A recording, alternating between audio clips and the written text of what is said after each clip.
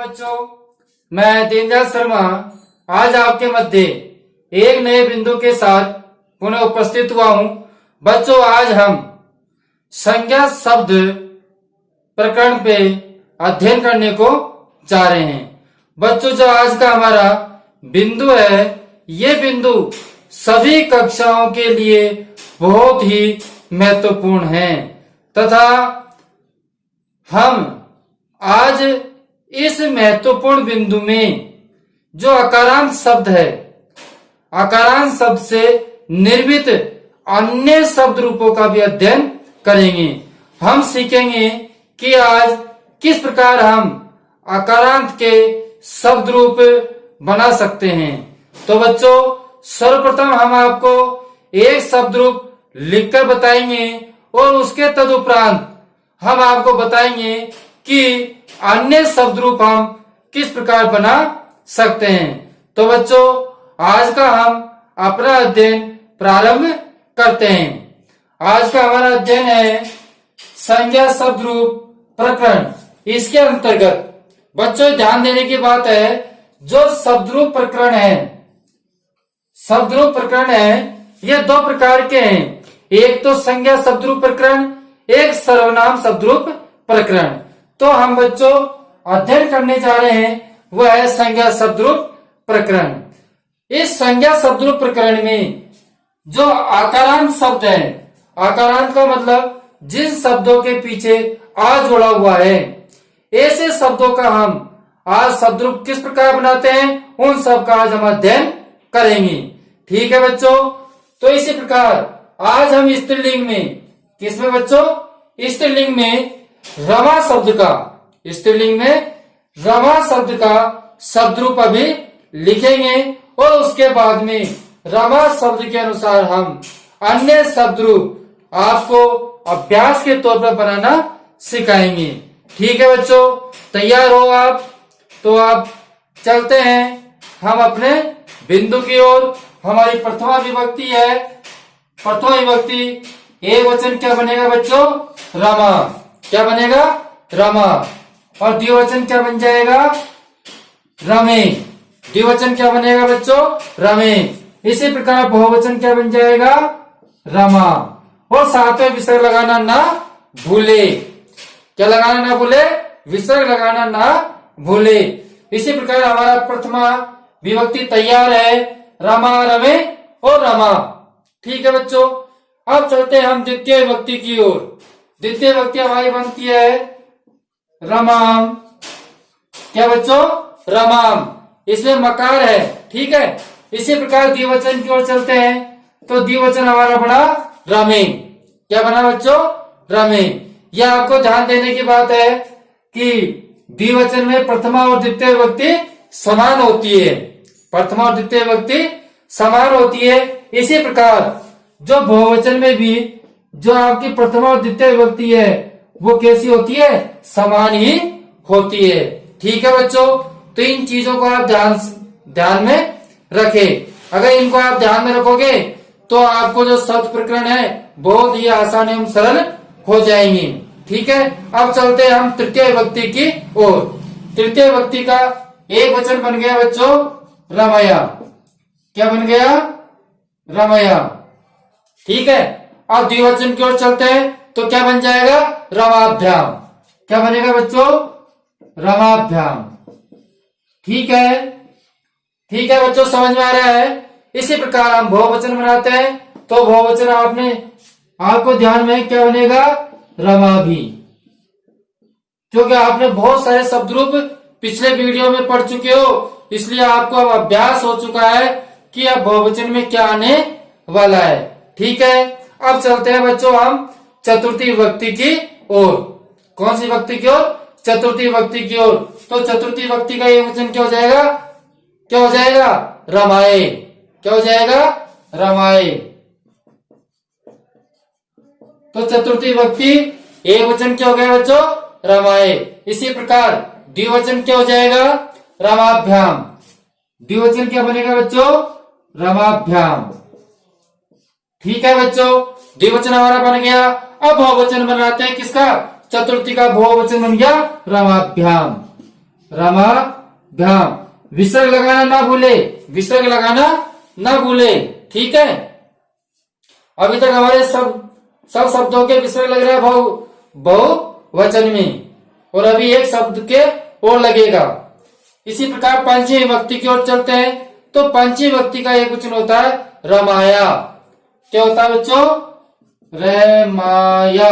और विसर्ग जरूर लगाना है, विसर्ग जरूर लगाना है। इसी प्रकार हमारा द्विवचन क्या बनेगा? रमाभ्याम। क्या बन जाएगा बच्चों? रमाभ्याम। तो ध्यान दीजिए, आपके जो तृतीय, चतुर्थी और पंचमी द्विवचन में क्या होती है? समान होती है। आपके तृतीय, चतुर्थी और पंचमी द्विवचन में क्या होती है बच्चों? समान होती है। इसी प्रकार अब हम चलते हैं पंचमी के बहुवचन की ओर। तो पंचमी का बहुवचन भी क्या बनेगा? रमाभ्याम। क्या बन जाएगा बच्चों? रमाभ्याम।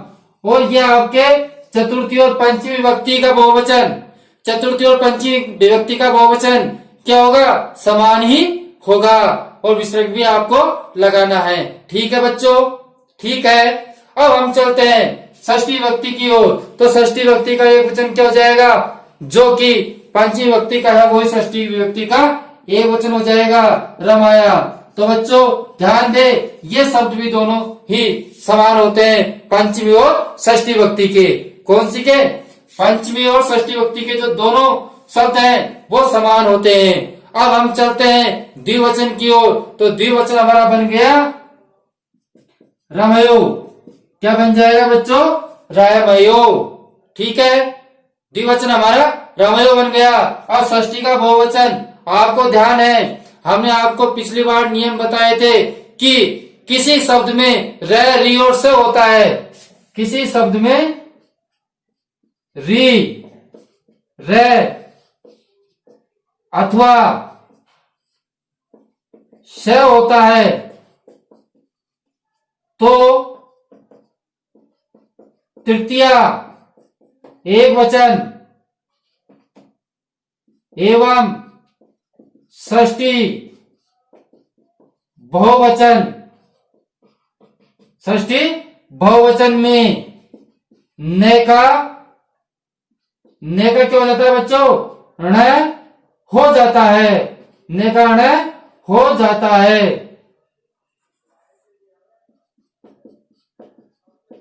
हो जाता है। ठीक है बच्चों, ध्यान दीजिए, अगर आपके शब्द रूपों में री, रे अथवा स होता है, अगर कोई शब्द ऐसा है जिसमें री, रे या स है, ठीक है, तो वहां पर तृतीय एक वचन में और षष्ठी विभक्ति के बहुवचन में न के स्थान पर ण हो जाता है।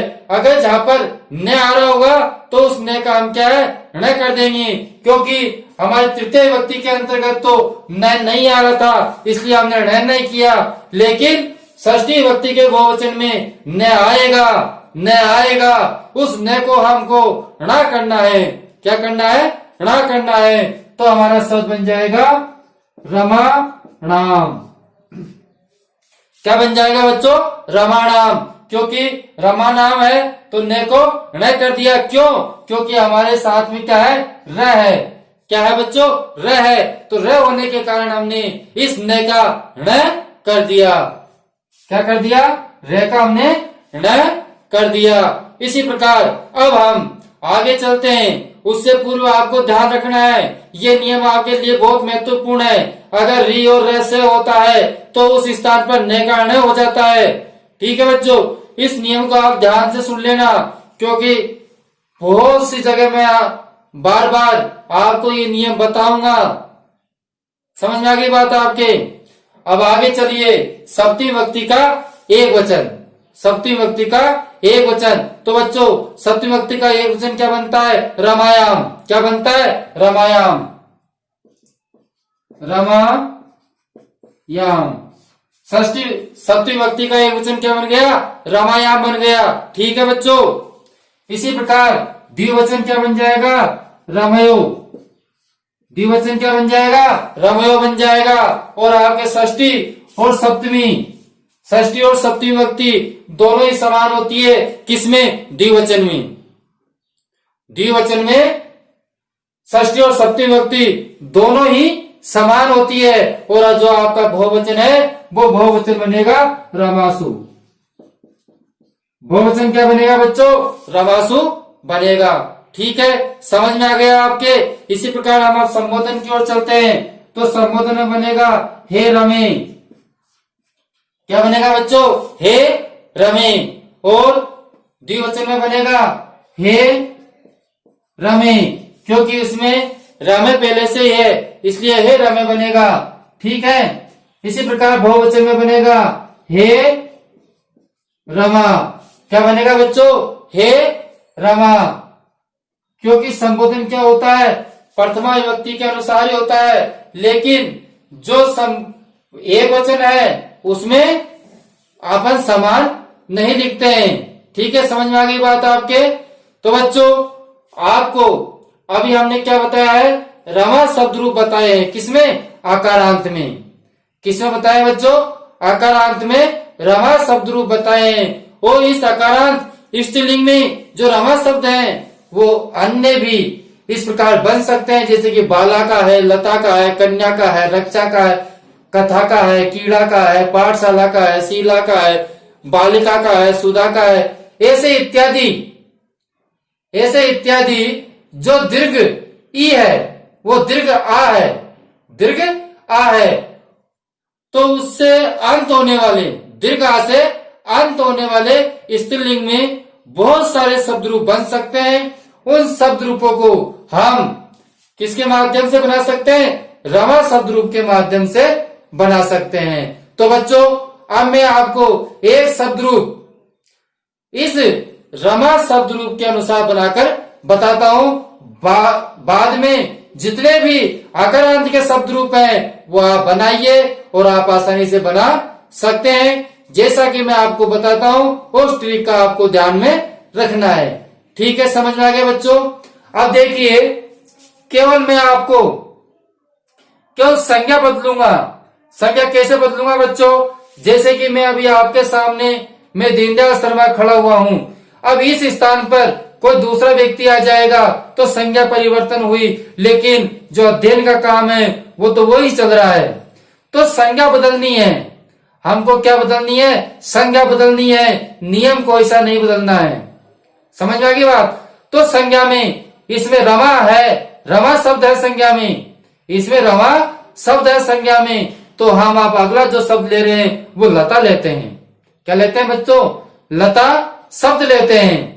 अब लता के अनुसार हम स्त्रीलिंग आकारांत शब्द बनाते हैं। इसमें ध्यान रखना है आपको कि केवल मैं कुछ नहीं करूंगा, केवल रमा को हटाऊंगा और उस रमा के स्थान पर लता को लिखूंगा, जिसमें आपके शब्द रूप तैयार हो जाएंगे। जैसे कि ध्यान दीजिए, ये रमा शब्द है तो इस रमा के स्थान पर मैंने क्या लिख दिया? लता लिख दिया। ठीक है बच्चों, इसी प्रकार इस रे के स्थान पर क्या लिख दिया? ल लिख दिया और मैं के स्थान पर त लिख दिया। तो क्या बन गया? लते। तो बच्चों इस रे के स्थान पर मैं क्या लिखूंगा? अपन जो शब्द रूप बना रहे हैं वो किसके बना रहे हैं? लता के बना रहे हैं। रे के स्थान पर ल लिखना है, रे के स्थान पर र लिखना है और रमा का जो मैं था उस मैं के स्थान पर त लिखना है। तो बच्चों इस मैं को क्या कर देंगे? तय कर देंगे। तो हमारा शब्द बन गया लता। जो स्वर है, विसर्ग है, वो वैसे के वैसे ही रहेंगे। जैसे कि आगे चलिए, इस रे के स्थान पर क्या कर देंगे? ल कर देंगे और मैं के स्थान पर क्या कर देंगे बच्चों? मैं के स्थान पर तय कर देंगे। मैं के स्थान पर क्या कर देंगे? तय कर देंगे। तो हमारा शब्द बन गया लता। इसी प्रकार इस ल के स्थान पर क्या कर दूंगा? मैं रे के स्थान पर ल कर दूंगा और मैं के स्थान पर क्या कर देंगे? मैं के स्थान पर तय कर दिया। तो शब्द बन गया लते। ठीक है बच्चों, कितना आसान है। आप कोई सा भी शब्द है, जैसे शीला है, बालिका है, पाठशाला है, बाला है, लता है, कन्या है, रक्षा है, कथा है, कीड़ा है, इन शब्द रूपों को ऐसे लिखकर कर सकते हैं। जैसे कि रे के स्थान पर मैंने क्या लिखा? रे के स्थान पर ल लिखा और जो मैं है इस मैं के स्थान पर तय कर दूंगा तो हमारा शब्द बन गया लता। ठीक है बच्चों, इसी प्रकार तृतीय विभक्ति में चलिए रे के स्थान पर क्या करना है, ल करना है, और जो मैं है इस मैं के स्थान पर क्या करना है, तय करना है। हमारा शब्द रूप तैयार, हमारा शब्द रूप तैयार हो रहा है। इसी प्रकार रे के स्थान पर क्या करना है, ल करना है, और मैं के स्थान पर क्या करना है बच्चों, मैं के स्थान पर तय करना है। क्या करना है, मैं के स्थान पर तय करना है, तो लताभ्याम शब्द बन गया। क्या बन गया, लताभ्याम। इसी प्रकार रे के स्थान पर ले करा और मैं के स्थान पर क्या कर देंगे, तय कर देंगे, तो हमारा शब्द बन गया लता भी। हमको कुछ नहीं हटाना, केवल संज्ञा हटानी है। क्या हटानी है, केवल संज्ञा में परिवर्तन करना है।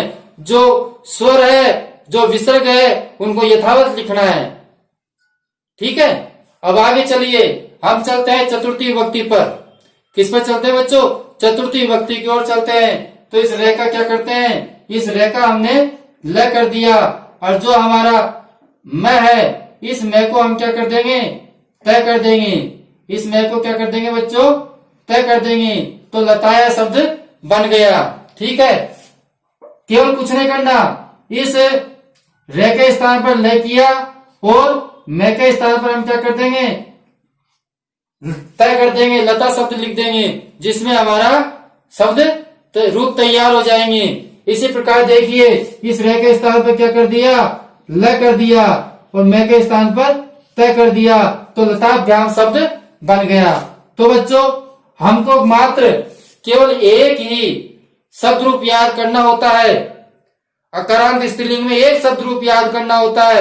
एक शब्द रूप से हम अनेक शब्द रूपों को बना सकते हैं। ठीक है बच्चों, तो आज हमने अकारांत स्त्रीलिंग का अध्ययन कर रहे हैं, और उसमें लता के अनुसार ही, लता के मतलब रमा के अनुसार ही लता के शब्द रूप लिख रहे हैं। तो बच्चों, जिसको हमारा वीडियो अच्छा लग रहा है तो वीडियो को वो जरूर लाइक करें। अब आगे चलिए, आगे हमारा पंचमी विभक्ति। पंचमी विभक्ति के अंतर्गत देखिए, इस रे के स्थान पर ल कर देंगे, क्या कर देंगे, रे कर देंगे, और जो मैं है इस मैं के स्थान पर केवल तय करना है, तो लताया शब्द बन गया।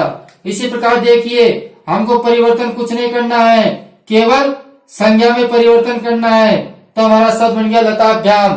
ठीक है बच्चों, इसी प्रकार चलिए, इस रे के स्थान पर क्या करेंगे, ल करेंगे, और इस मैं के स्थान पर क्या कर देंगे, तय कर देंगे, तो लताभ्याम शब्द बन जाता है। ठीक है, जैसा समान आपके रमा में था वैसे वैसे समान वैसे ही रहेंगे।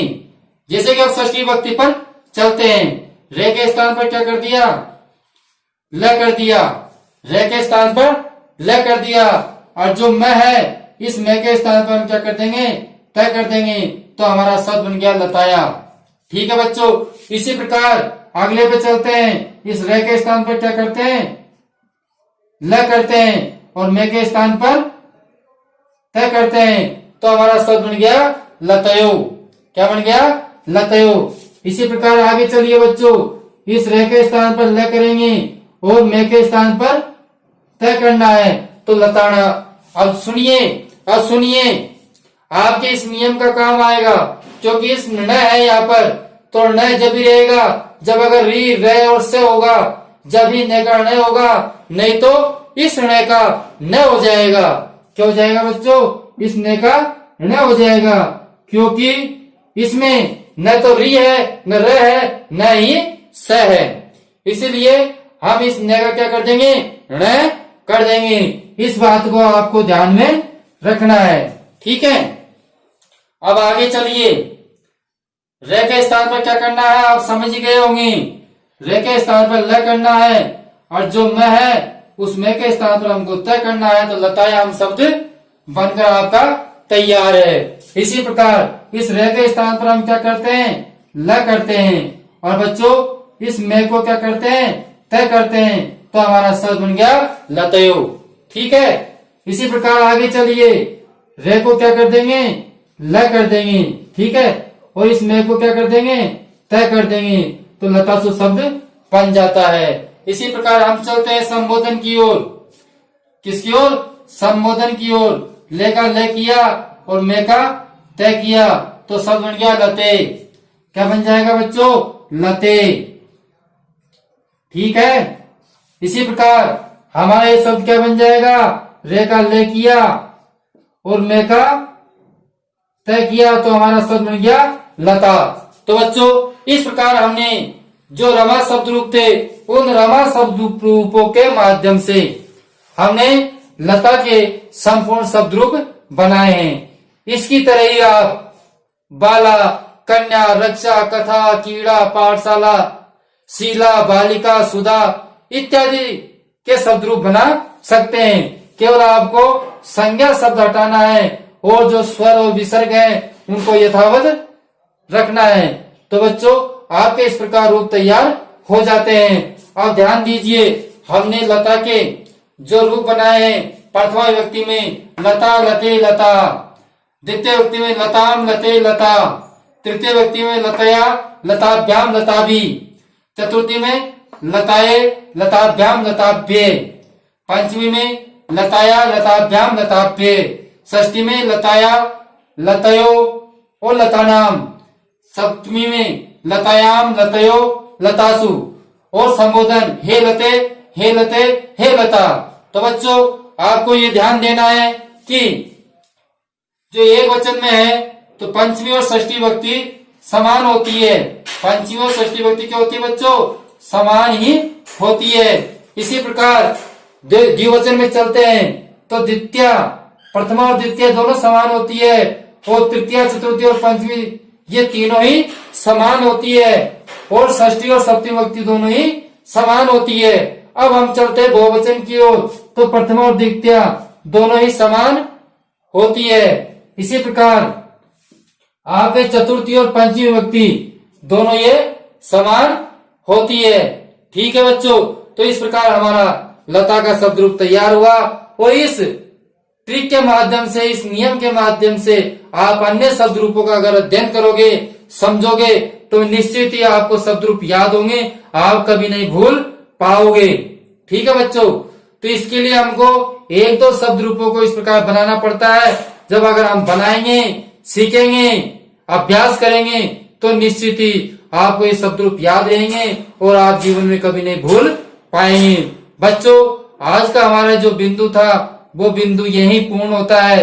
अब हम आपसे विदा लेते हैं। अगले वीडियो में आपसे फिर मिलेंगे, लेकिन उससे पूर्व वीडियो में हम जब मिलेंगे जब आप हमारे चैनल को सब्सक्राइब करेंगे, जब हम आपसे अगले वीडियो में मिल पाएंगे।